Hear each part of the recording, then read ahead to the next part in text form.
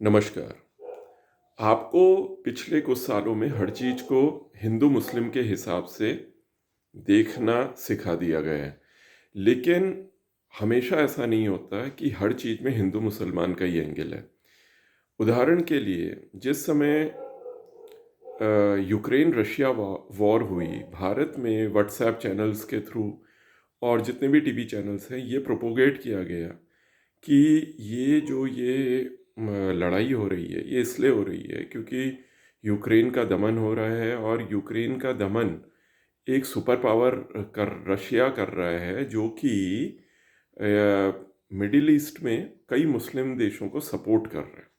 कुछ ऐसा भी आया, लेकिन उसका कारण ये नहीं था। उसका कारण ये था, यूक्रेन के बारे में पढ़िए तो यूक्रेन रशिया के बगल में एक जियोनिस्ट देश है। जियोनिस्ट देश क्या है?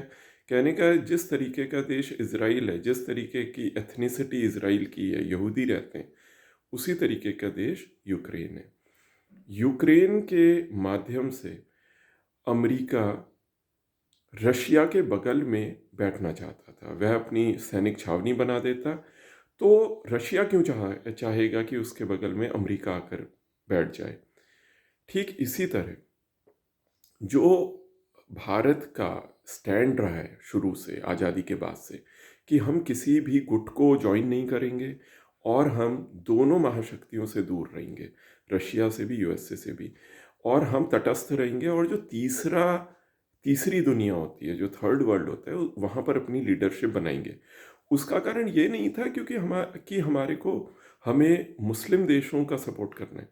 उसका केवल कारण ये था कि हमारी जो ऊर्जा की जो हमारी आवश्यकताएं थी, जो हमारी एनर्जी नीड्स थी, और जो हमारे को गरीब देश से हमको डेवलप करना था, उसमें ईंधन लगता। हमारे पास कोई ईंधन, पेट्रोल हो, डीजल हो, जिसको हम क्रूड कहते हैं, ये हम खुद नहीं बनाते। इसमें हम दूसरे देशों पर निर्भर हैं।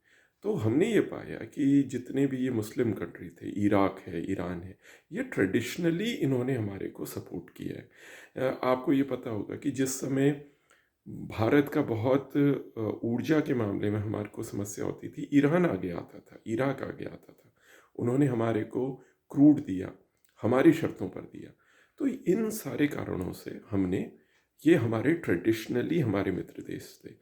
इज़राइल हमारा कोई फ़ायदा नहीं करता, वह केवल हमको हथियार बेचता है।